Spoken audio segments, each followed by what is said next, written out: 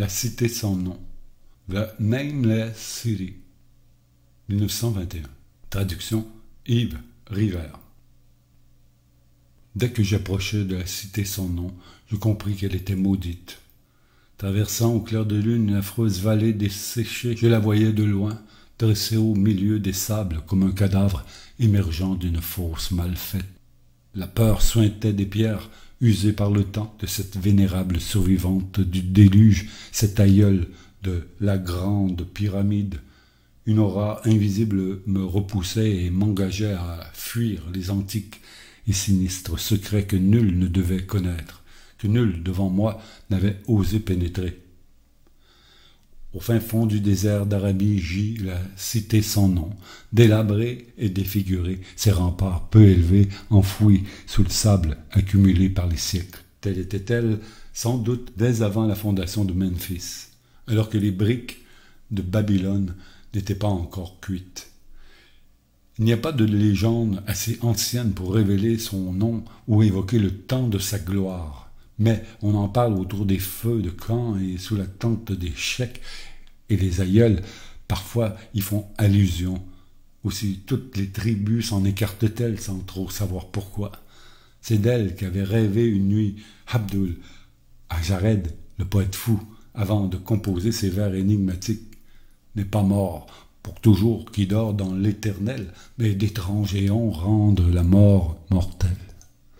J'aurais dû savoir que les Arabes avaient de bonnes raisons pour se détourner de la cité sans nom, la cité connue par d'étranges récits, mais que nul mortel n'avait vue. Pourtant, je l'ai bravée, et m'en allai à dos de chameau dans le désert vierge. Moi seul y suis allé, et c'est pourquoi aucun visage que le mien ne porte les stigmates d'une peur aussi hideuse. C'est pourquoi je suis le seul à frémir la nuit quand le vent ébranle les fenêtres. Lorsque j'arrivai devant la cité sans nom au clair de lune, elle semblait me regarder. Dans le calme de son sommeil éternel, froide dans la chaleur du désert. En lui rendant son regard, j'oubliai le triomphe de mes découvertes. Arrêtai mon chameau et décidai d'attendre l'aube. Au bout de plusieurs heures, les étoiles disparurent, puis je vis naître à l'est une lueur grise qui bientôt se transforma en lumière rose et or. Soudain, bien que le ciel fût clair et le désert paisible, j'entendis une sorte de gémissement. Et au même instant, un tourbillon de sable surgit des pierres antiques de la cité à travers lequel je vis apparaître à l'horizon le bord embrasé du soleil. Troublé comme je l'étais, je crus entendre, venant des profondeurs lointaines, un son musical et métallique qui saluait le disque flamboyant comme la statue de Memnon sur le bord du Nil. Les oreilles bourdonnantes, l'imagination enfiévrée, je conduisis lentement mon chameau jusqu'à la cité sans nom, trop ancienne pour que l'Égypte et Méroé en aient gardé le souvenir. La cité que j'étais le seul homme vivant à avoir vue. J'errais dans la ville et pénétrais dans les maisons, sans trouver une sculpture ni une inscription évoquant le souvenir des hommes. C'étaient des hommes qui, il y a longtemps, construisirent la cité et l'habitèrent. Son ancienneté même était troublante. Il me tardait de découvrir un signe ou un emblème prouvant que la cité eût été vraiment façonnée par la main des hommes. Certaines dimensions, dans ces ruines, ne me plaisaient guère. J'avais apporté un certain nombre d'outils et je pus me livrer à de nombreuses fouilles dans les murs des édifices à moitié ensevelis. Mais je n'avançai guère et ne découvrais rien de remarquable lorsque la lune reparut. Un vent glacé se leva, annonciateur de craintes nouvelles, et je n'osais pas demeurer dans les pierres grises, bien que la lune fût brillante et le désert calme. Je fis des rêves horribles. Il m'éveilla à l'aube, les oreilles résonnant d'un bruit métallique. Le soleil surgit tout rouge au-dessus de la cité sans nom. Je le voyais à travers un tourbillon de sable qui faisait ressortir le calme du désert. Je m'aventurai une fois de plus dans la cité mélancolique. Elle gonflait le sable comme le corps d'un ogre, une couverture, et je me remis à creuser vainement à la recherche des vestiges de la race oubliée. Après un bref repos à midi, je passais une partie de la journée à reconstituer le tracé des murs et le contour des édifices aux 3/4 écroulés. La ville, c'était évident, jadis avait été puissante. Je me demandais quelles avaient été les sources de sa grandeur. Je me représentais les splendeurs d'une époque si ancienne que la Chaldée n'en conservait nul souvenir. Je pensais à Sarna la maudite, qui se dressait dans le pays de Mnar au temps de la jeunesse de l'humanité, et à Ib, aux pierres grises, antérieures même à l'existence de l'homme. Brusquement, je parvins à un endroit où le lit des roches s'élevait verticalement au-dessus des sables pour former une falaise basse. Transporté de joie, je vis quelque chose qui semblait annoncer de nouveaux vestiges du peuple antédiluvien. Grossièrement taillées dans le rocher s'élevaient les façades de plusieurs petites maisons basses ou de temples, dont l'intérieur gardait peut-être maintes secrets d'époques trop lointaines pour être déterminés avec précision. Mais les tempêtes de sable avaient effacé depuis longtemps des sculptures extérieures, s'il y en avait eu. Toutes les ouvertures étaient sombres, très basses et à moitié obstruées par le sable, mais j'en dégageai une avec ma bêche et je m'y glissai en rampant. J'avais pris soin d'emporter une torche dont la lueur allait peut-être me révéler bien des mystères. Une fois à l'intérieur, j'ai constaté qu'il s'agissait d'un temple, en effet. On y voyait les traces du peuple qui avait honoré ses dieux avant que le désert eût envahi la ville. Il y avait là des autels primitifs, des colonnes, des chapelets, le tout étonnamment bas. On n'y trouvait ni sculpture ni fresque, mais un grand nombre de pierres dont la forme curieuse, évidemment symbolique, avait été obtenue artificiellement. La faible hauteur de ce temple était étrange. Je pouvais à peine m'y tenir à genoux, mais la surface en était si grande que ma torche n'en pouvait éclairer qu'une partie à la fois. Par moments, je frissonnais, car les sculptures de certains autels laissaient entrevoir des rites d'une nature inexplicable, révoltante et terrible. Je me demandais quels hommes avaient bien pu construire un tel temple et pour quelle cérémonie. Après avoir vu tout ce qu'il contenait, je ressortis en rampant, avide de voir ce que les autres édifices allaient me révéler. La nuit approchait, mais ce que je venais de découvrir rendait ma curiosité plus forte que ma peur. Je n'avais plus envie de m'enfuir à la vue des ombres qui s'allongeaient au clair de lune et qui, la veille, m'avaient si fort inquiété. Je dégageai une seconde ouverture, m'y glissai une autre torche à la main, et trouvai encore des pierres symboliques, mais rien de plus précis que dans le premier temple. Celui-ci, beaucoup plus bas mais beaucoup moins vaste, s'achevait en couloir étroit, rempli de chapelles obscures et mystérieuses. J'étais en train d'observer l'une d'elles quand le silence extérieur fut rompu par le bruit du vent et par un cri que poussait mon chameau. Je sortis pour voir ce qui avait bien pu effrayer l'animal. La lune, brillant d'un vif éclat au-dessus des ruines antiques, éclairait un épais nuage de sable, formé, semble-t-il, par un souffle de vent assez fort, mais qui allait diminuant. Ce vent provenait d'un point de la falaise non loin de moi. Je compris que c'était cela qui avait effrayé mon chameau, et j'allais le conduire à l'abri quand, levant les yeux, je m'aperçus qu'il n'y avait pas de vent au-dessus de la falaise. Cela me surprit et raviva mes craintes, mais me rappelant immédiatement les brusques rafales que j'avais observées au lever et au coucher du soleil, j'estimai qu'il s'agissait là d'un phénomène tout à fait normal. Sans doute y avait-il une fissure dans le rocher. En examinant le sable en mouvement, je découvris que le souffle venait de l'entrée d'un temple situé très au sud, presque hors de ma vue. Luttant contre le nuage de sable qui m'étouffait, je m'approchai en trébuchant. Il était beaucoup plus grand que les autres et la porte qui le fermait était beaucoup moins obstruée par le sable solidifié. Je serais rentré si ce vent glacial n'avait failli éteindre ma torche. De violentes rafales semblables à d'étranges soupirs surgissaient de la porte sombre, frôlaient le sable et se répandaient dans les ruines sinistres. Puis elles s'affaiblirent. Le sable reprit son aspect lisse et le calme revint. On eût dit qu'une présence rôdait parmi les ombres spectrales de la cité, Levant les yeux vers la lune, je la vis trembler comme si elle se fût reflétée dans des eaux agitées. Ma peur, inexprimable, n'était cependant pas assez forte pour me faire oublier ma soif de merveilleux et lorsque le vent se fut totalement apaisé, je pénétrai dans la salle obscure d'où il était sorti. Ce temple, je m'en doutais déjà d'après son aspect extérieur, était plus vaste que ceux que j'avais visités auparavant. C'était probablement une caverne naturelle puisqu'elle laissait passer les coups de vent venus des profondeurs. Je pouvais m'y tenir debout, mais les pierres et les autels étaient aussi bas que dans les autres temples. Pour la première fois, je vis sur les murs et le plafond de curieuses lignes ondulées, presque entièrement effacées, sans aucun doute des vestiges de l'art de cette race disparue. Sur 2 des autels, je découvris plein d'une émotion grandissante, des réseaux compliqués de sculptures aux lignes courbes, bien façonnées. En élevant ma torche, j'eus l'impression que la forme du plafond était trop régulière pour être naturelle, et je me demandais sur quelle base ces sculpteurs préhistoriques avaient commencé à travailler. Leur habileté et leur talent avaient dû être prodigieux. Un éclair de ma torche me révéla enfin ce que je cherchais. L'ouverture qui menait vers ces lointains abîmes d'où le vent était si brusquement sorti.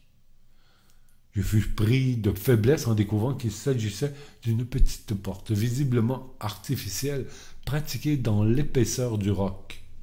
J'avançai ma torche à l'intérieur et j'aperçus un tunnel sombre dont le plafond s'incurvait pour abriter un escalier abrupt. Aux nombreuses petites marches taillées grossièrement qui descendaient je ne savais où.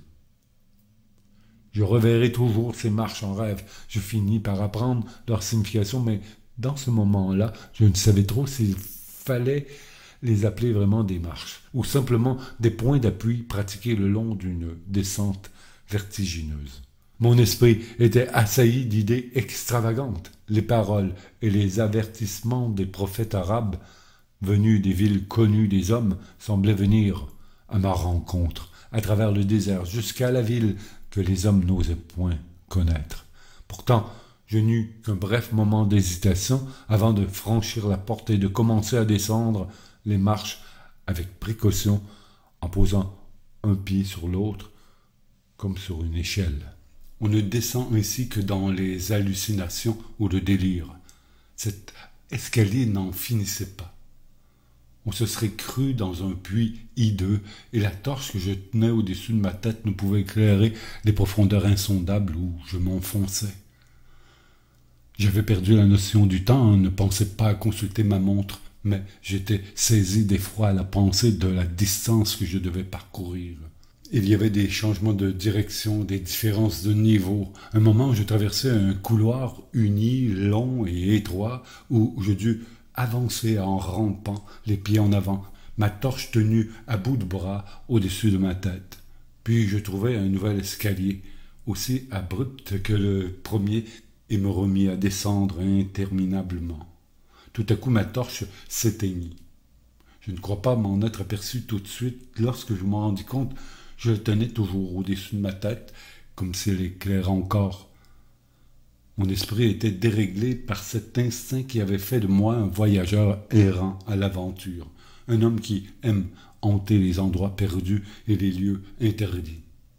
Dans l'obscurité me revinrent brusquement en mémoire mes fragments favoris de la littérature démoniaque, des phrases d'Alzared, l'arabe fou, des versets tirés des cauchemars apocryphes de Damasius, d'infâmes vers des délirants images de monde de Gauthier de Metz. Je me relisais d'étranges citations et répétais à voix basse les noms d'Aphrasiab et des démons qui descendirent l'Oxus avec lui. Plus tard, je psalmodiais sans cesse une phrase tirée des récits de l'or d'Ansani, la noirceur sans écho ni reflet de l'abîme. Lorsque la descente devint incroyablement raide, je me mis à déclamer ces vers de Thomas More que finalement je craignis de dire jusqu'au bout. Penché au-dessus de l'insondable abîme, noir chaudron de sorcière où bouillonnent les herbes, J'entrevis aussi loin que porte le regard les parois de jais sombres, lisses comme du verre, enduites de la poix que le royaume des morts jette sur ses rivages visqueux. Le temps avait cessé d'exister lorsque mes pieds retrouvèrent un sol uni. J'étais sous un plafond un peu plus haut que celui des deux petits temples qui se trouvaient si loin maintenant au-dessus de ma tête. Je ne pouvais me tenir facilement debout, mais pouvais rester à genoux. J'essayais d'avancer à tâtons dans l'obscurité et je ne tardais pas à comprendre que je me trouvais dans un couloir étroit aux murs recouverts de coffres en bois à parois de verre. Le contact d'objets de bois et de verre dans cet abîme paléozoïque me fit frémir par ce qu'il pouvait sous-entendre. Les coffres étaient disposés horizontalement de chaque côté du couloir à intervalles réguliers. Par leur forme oblongue et leur aspect, ils ressemblaient affreusement à des cercueils. En essayant d'en déplacer 2 ou 3 pour les examiner de plus près, je constatai qu'ils étaient solidement fermés. Voyant que le couloir était long, j'avançai rapidement en me courbant. Parfois, je tâtonnais sur les 2 côtés pour examiner ce qui m'entourait et m'assurer que les rangées de coffres continuaient. Ceux qui m'auraient vu tituber ainsi auraient été remplis d'horreur. L'homme est si habitué à se représenter visuellement les choses que je me figurais voir cet interminable couloir de bois et de verre au décor monotone. Enfin, dans un moment d'émotion indicible, je le vis pour de bon.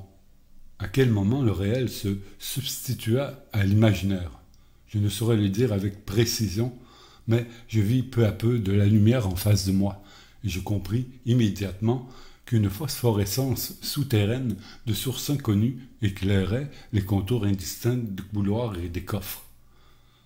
Pendant un bref instant, tout fut exactement comme je l'avais imaginé, puis la lumière augmenta, et à mesure que je me dirigeais vers l'endroit d'où elle venait, je me rendais compte que la réalité dépassait de beaucoup tout ce que j'avais pu imaginer. Ce n'étaient plus les frustes dessins que j'avais vus là-haut, mais un monument de l'art le plus étrange et le plus magnifique qui soit. Les dessins et les peintures aux couleurs vives, d'une audace fantastique, formaient un ensemble mural d'une richesse impossible à décrire. Les coffres étaient de bois doré, aux parois d'un verre très beau, et contenaient des corps momifiés de créatures dépassant en grotesque les rêves les plus désordonnés de l'homme. Donner une idée de ces monstres serait impossible. On eût dit des reptiles dont le corps évoquait en partie le phoque, en partie le crocodile, mais le plus souvent rien de ce que connaissent le naturaliste ou le paléontologue. Leur taille était à peu près celle d'un homme pas très grand, et leurs pattes de devant se terminaient avec des pieds délicats semblables à des mains et à des doigts humains. Mais le plus étrange était la forme de leur tête qui violait tous les principes biologiques connus. Rien ne peut s'y comparer. En un éclair, je pensais au chat, au bulldog, au satyre de la fable et à l'être humain. Jupiter lui-même n'eut jamais ce front immense et protubérant. Et pourtant les cornes, l'absence de nez et la forme de mâchoire qui rappelait celle du crocodile empêchaient de placer ces êtres dans une catégorie bien définie.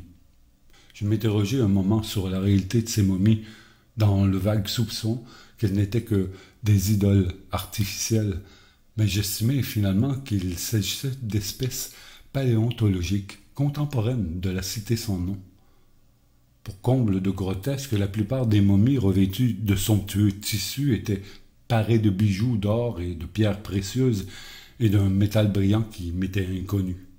Grande avait dû être l'importance de ces créatures rampantes car elles occupaient la première place parmi les décorations primitives des murs et du plafond. C'est avec une habileté sans égale que l'artiste les avait représentées dans leur univers particulier où les cités et les jardins étaient adaptés à leur taille. Ma seule pensée fut que les tableaux où elles figuraient devaient être allégoriques, illustrant probablement l'histoire de la race qui les adorait. Ces créatures, me disais-je, étaient aux hommes de la cité sans nom ce que la louve fut aux Romains, ou encore jouaient le même rôle que les totems dans les tribus indiennes.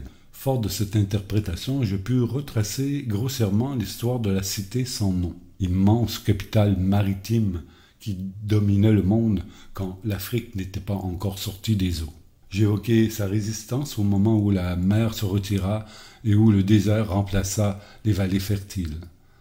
Je vis clairement ses guerres et ses triomphes, ses luttes et ses défaites, et le terrible combat final contre le désert lorsque ses habitants, représentés ici par les reptiles, durent par milliers se frayer miraculeusement un chemin à travers le roc pour se réfugier dans le monde souterrain dont leur avait parlé leur prophète.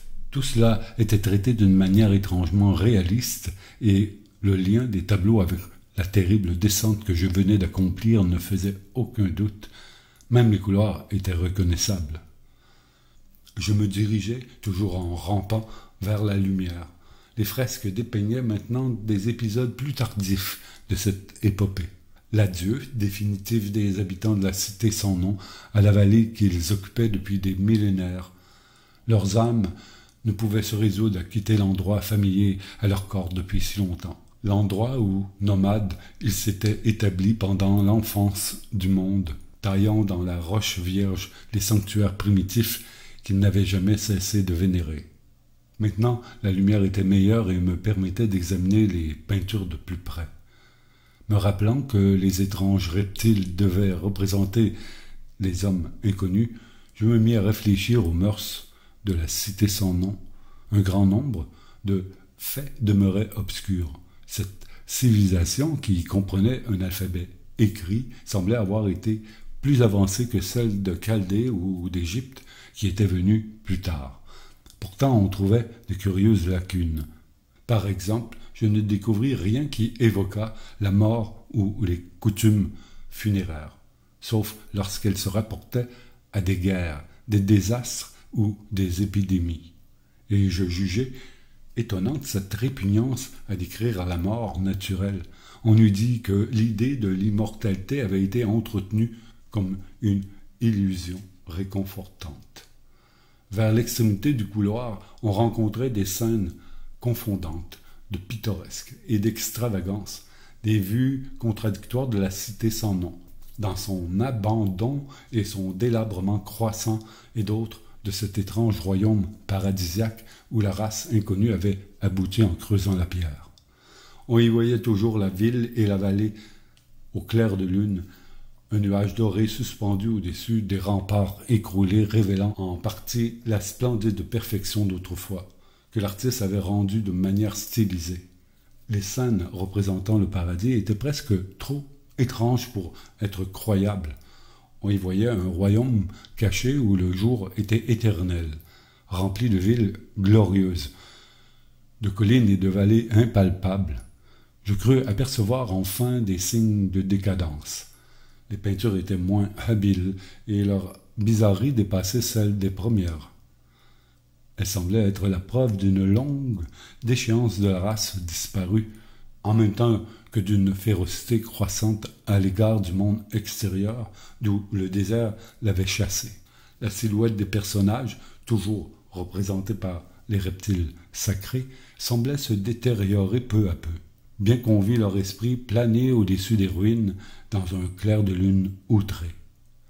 Des prêtres décharnés, sous la forme de reptiles en vêtements de parade, maudissaient l'air libre et ceux qui y vivaient. Et l'unique scène finale, atroce, mettait en scène un homme à l'aspect primitif, peut-être un des premiers habitants de l'antique Irem, la cité des colonnes, mis en pièces par les représentants de la race anéantie. Je me rappelais la crainte qu'inspire aux Arabes la cité sans nom, et je fus soulagé de ne voir ensuite qu'un plafond et des murs gris et nus. Tout en contemplant cette épopée en images, je m'étais approché de la salle au plafond bas. J'aperçus une porte par où pénétrait la lumière phosphorescente. Je m'y dirigeai en rampant et, transporté d'étonnement, je poussai un cri. Ce n'étaient plus les salles diverses et peintes de couleurs vives, mais seulement un vide, illimité, d'un éclat uniforme, tel qu'on pourrait imaginer vu du sommet du mont Everest. Derrière moi, un couloir où je ne pouvais me tenir debout. Devant moi, un espace infini noyé dans la lumière souterraine. Partant du couloir, un escalier aux marches raides, semblable à celui que j'avais déjà emprunté, menait à cet abîme, mais au bout de quelques mètres, les nuages étincelants cachaient tout. Grande, ouverte contre le mur de gauche du couloir, se dressait une lourde porte de cuivre, incroyablement épaisse, décorée de bas-reliefs fantastiques. Fermée, elle aurait séparé complètement cet univers de lumière des salles voûtées et des couloirs de roc. Je regardais l'escalier, mais cette fois, je n'osais m'y aventurer. J'effleurai la porte ouverte, sans réussir à la déplacer. Je tombais alors face contre terre, l'esprit bouillonnant d'images prodigieuses que même l'état d'épuisement où je me trouvais était impuissant à chasser. Ainsi, étendu, immobile et les yeux fermés, libre de méditer, de nombreux détails des fresques que j'avais à peine remarqués tout d'abord me revinrent à l'esprit, chargés d'un sens nouveau et effroyable. Scène représentant la cité sans nom au sommet de sa gloire, la végétation environnante et les pays lointains avec lesquels elle commerçait. La signification allégorique des reptiles me plongeait dans la plus grande perplexité. Par son ampleur universelle, je m'étonnais qu'elle fût si intégralement respectée dans un récit en images d'une telle importance. Dans les fresques, la cité sans nom était toujours proportionnée à la taille des reptiles. Je me demandais ce qu'avaient été en réalité ses proportions et sa grandeur et me rappelais certains traits bizarres que j'avais remarqués dans les ruines. Je pensais avec curiosité à la faible hauteur des premiers temples et du couloir souterrain, et je conclus qu'ils avaient dû être taillés ainsi, dans un esprit de déférence envers les reptiles-dieux qui y étaient honorés. Mais alors, les fidèles étaient forcés de ramper. Peut-être les rites même de leur religion faisaient-ils de la reptation un hommage à ces créatures. Nul dogme religieux, par contre, n'expliquait facilement pourquoi les couloirs de cette affreuse descente étaient aussi bas que les temples, voire plus bas, puisqu'on ne pouvait même pas s'y tenir à genoux. À l'idée de ces créatures rampantes dont les corps momifiés étaient si proches de moi, je sentis de nouveau l'angoisse m'envahir. Les associations d'idées sont parfois curieuses, et je luttais contre l'impression qu'à part le malheureux homme primitif taillé en pièces à la fin de la fresque, j'étais le seul être humain au milieu des reliques et des symboles d'une vie primitive. Mais, comme toujours dans mon étrange existence errante, la curiosité ne tarda pas à l'emporter sur la peur. L'abîme lumineux et ce qu'il recélait, peut-être, présentaient un problème digne des plus grands explorateurs. À mes yeux, il était hors de doute que tout un monde de mystères subsistait vers le bas de cet escalier aux marches remarquablement petites. J'espérais y trouver ces souvenirs humains sur lesquels les fresques du corridor étaient muettes. D'après elles, le royaume souterrain était rempli de villes et de vallées incroyables. Mon imagination s'attardait sur la richesse des ruines colossales qui m'attendaient. Mes craintes, à la vérité, concernaient le passé bien plus que l'avenir. La frayeur même éprouvée en cet instant dans ce couloir peuplé de reptiles morts, ornés de fresques antédiluviennes, à des milles au-dessous du monde familier, face à cet autre monde de brume et de lumière surnaturelle, ne pouvait égaler l'angoisse mortelle qui s'emparait de moi à la pensée de l'antiquité insondable de ce lieu et de son âme. Une entité si reculée qu'elle défiait les calculs semblait me contempler du haut de ces pierres primitives. Dans les fresques, d'extraordinaires cartes représentaient des continents oubliés et comportaient de ci de là des contours vaguement familiers. Qu'avait-il pu se passer aux époques géologiques depuis qu'on avait cessé de peindre et que cette race qui haïssait la mort s'était malgré elle abandonnée au déclin? Nul ne le sait. La vie jadis avait régné sur ces cavernes et sur le lumineux royaume souterrain. Maintenant j'étais seul avec les reliques et je tremblais en songeant aux siècles innombrables au long desquels elles avaient monté leur garde muette et solitaire. Brusquement, je fus repris de cette peur intense que j'avais éprouvée de façon intermittente depuis que j'avais vu pour la première fois sous les froids rayons de la lune la vallée terrible et la cité sans nom. En dépit de mon épuisement, je me redressai d'un bond et regardai derrière moi vers les couloirs et les tunnels qui menaient au monde extérieur. J'éprouvais une sensation analogue à celle qui m'avait fait m'éloigner de la cité sans nom, à la nuit tombante, aussi poignante qu'inexplicable. Un peu plus tard, je devais pourtant recevoir un nouveau choc. Un son très net se fit entendre, le premier qui ait rompu l'épais silence de ces profondeurs de tombeau. C'était un gémissement sourd et prolongé qui paraissait émaner d'une foule lointaine d'esprits damnés et provenant de la direction vers laquelle je regardais. Son volume augmenta rapidement et se répercuta bientôt effroyablement le long du corridor. En même temps, je sentis un courant d'air de plus en plus froid qui semblait venir à la fois du tunnel et de la ville. Ce souffle d'air me rendit mon équilibre en me rappelant les brusques rafales surgies de l'abîme au lever et au coucher du soleil et m'avait révélé le secret des couloirs. Une nouvelle fois, ma peur disparut, puisqu'un phénomène naturel tend à dissiper les sinistres pensées qu'inspire l'inconnu. Le vent nocturne, criant et gémissant, soufflait avec une force accrue dans cette faille souterraine. Je retombai. J'essayai de m'accrocher au sol, dans ma crainte d'être emporté au-delà de la porte ouverte dans l'abîme phosphorescent. Je ne m'attendais pas à une telle furie et comprenant que je glissais vraiment vers l'abîme, je fus repris de 1000 terreurs nouvelles. La malignité de ces rafales faisait naître en moi d'inconcevables chimères. Une fois de plus, je me comparais, frissonnant, à l'unique représentation humaine du couloir, l'homme primitif mis en pièces par la race sans nom. Dans l'étreinte démoniaque du courant d'air, il semblait y avoir une colère vengeresse, d'autant plus forte qu'elle était impuissante. Je crois bien que, finalement, je me mis à crier comme un fou. Je l'étais presque, mais mes cris se perdirent dans le vacarme infernal que faisaient les esprits du vent. J'essayais de revenir à plat ventre, luttant contre le torrent invisible et meurtrier, mais j'avais le plus grand mal à lui résister, poussé comme je l'étais lentement et inexorablement vers le monde inconnu. Enfin, ma raison dut m'échapper complètement, je me mis à répéter sans relâche les vers énigmatiques d'Azared, l'arabe fou. N'est pas mort pour toujours qui dort dans l'éternel, mais d'étranges géants rendent la mort mortelle. Sur les événements qui suivirent, seuls les dieux du désert, sinistres et pensifs, connaissent la vérité. Seuls ils savent quelle lutte et quel tourment j'endurai dans l'obscurité et quel ange de l'abîme guida mon retour en ce monde. Mais un souvenir m'est resté et me restera jusqu'à ce que la mort ou pire m'appelle. Ce que j'ai vu était si monstrueux, si démesuré, si contraire à la nature, si éloigné des idées humaines qu'il est impossible d'y croire, sauf d'une heure redoutable et secrète au petit matin où l'on sollicite en vain le sommeil. J'ai dit que la fureur au courant d'air était infernale, vraiment démoniaque, et que ses voix étaient remplies de l'horreur et de la méchanceté cachée des éternités damnées. À ce moment, le bruit de voix confus encore devant moi, parut à mon esprit meurtri prendre derrière moi une forme articulée.